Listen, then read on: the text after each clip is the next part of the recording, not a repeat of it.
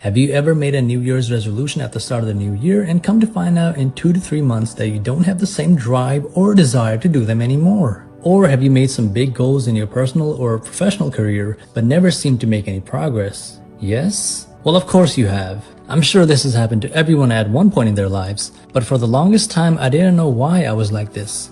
Why is it so hard to actually go and do the things that you've set out to do, or the things that you have in your New Year's resolutions? Well, it comes down to 3 big factors, which are identity displacement, a lack of real desire, and a great lack of discipline or structure in their lives. And in this video, I will teach you exactly how you can break this cycle of constantly hopping from one goal to the other without any hopes of completing it.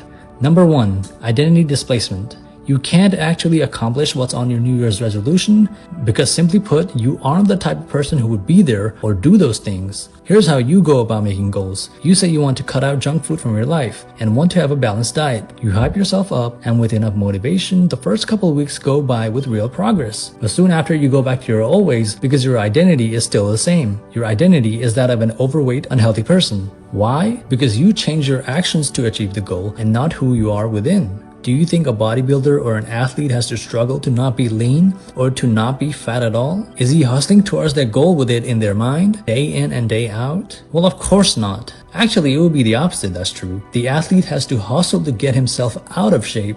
The business owner doesn't wake up thinking if he wants to do the big task or not. He puts his head down and gets to it. And this is my point when I say that your problem is identity displacement. You cannot only decide you're going to start doing the good habits, you need to be the type of person who does these habits without thinking.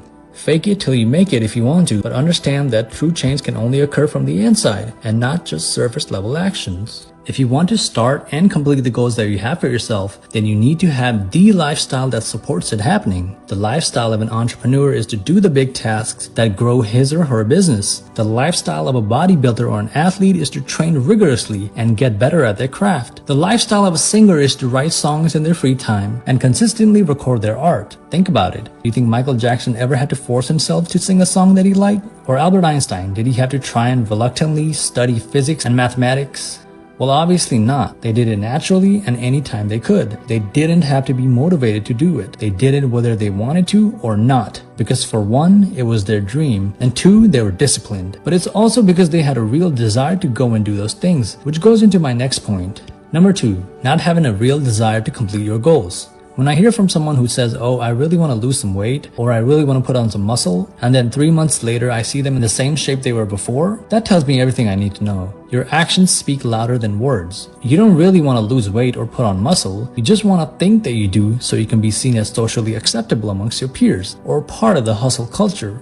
You don't want to be seen as the guy with no goals. You don't like your appearance, but to step in the gym and put hours in weight training or cardio is too much for your inner self. These goals don't align with your true self, and that is what you have to change. If you want to make true change in your life, then consider journaling your deepest desires and goals and describe the type of person that already has these things that you want. What would they do every day? And what would their schedule look like? And try and emulate this ideal figure. If you have unfinished goals, then you should look inwards and be introspective. Why am I not getting what I want?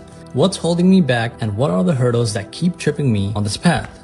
If you honestly answer these questions and take accountability for not taking the actions necessary, then you will take pressure off yourself and reset your brain. This way you can be set on the right path. A lot of people get into a fight or flight mode in their head when confronted with the actions needed to complete their goals. They don't want to feel uncomfortable, so subconsciously they will do whatever it is to delay or go around this hard task. For example, I've heard people say that they want to create a YouTube channel and start posting videos, but all they will do is say, I'm thinking about it, without ever taking the first step. They'll make every excuse available, saying they don't have enough time, or that they don't have the right equipment, or that they don't feel like it's the right time. When in reality, this is just the mind of a procrastinator. None of those things are actually stopping them from posting a video. I'm sure they have a smartphone and a roof under their head and access to the internet, so they can absolutely do what they want, but don't because they fear being judged. All of that overthinking is unnecessary because no one is going to start their YouTube channel being perfect. All that really matters is starting. And with consistency, they'll naturally get better over time. And this is true with any goal that you have in your mind. Listen, motivation is nice to have, and you should absolutely strive to get motivation from any source you can. But discipline is what counts. Discipline is everlasting. Discipline, or the lack of it, is the biggest reason you're not achieving your biggest goals. And it is just that simple. Discipline is the act of doing the difficult thing regardless of how you feel. You may have wanted to go to the gym on a consistent basis, but you can't ever seem to form it as a habit. Why? Because you don't have discipline. And the single greatest way of boosting discipline is by blocking out your time and knowing how to manage your time. If you want to be disciplined, you should really consider using Google Calendar or an app of your choice and start making tasks for yourself to do over the upcoming weekend. Once you go a weekend using this calendar, then you can block out time for your weekdays too. But first start with the weekends because it'll be easier to keep track and follow. List out all of the things you would do on your most productive day, the ideal day if you will, and try to be as all-encompassing as you can be. Write down the time you wake up, to the time you work out, to the time you have your meals, to the time you do your laundry, etc., etc. Most importantly, I want you to block out the time when you'll be doing the big tasks like reading, writing, recording, exercising, and things of that nature. Try to follow this schedule, this timetable as best as you can, and make no excuses for yourself. I know that for most of you, the ideal day is not feasible, but the point of this exercise is not to be perfect, but to be the best version of yourself. If you can stick to your calendar for even 75% of the time, then you'll be so much better than the version of you that didn't. Eventually, you'll get a good understanding of when you want to do what and plan out things accordingly. And if you start doing them as blocked, then you will build those exercises into a habit. This is the single best advice I can give you on how to be more productive, and it has personally helped me be more consistent with my YouTube uploads.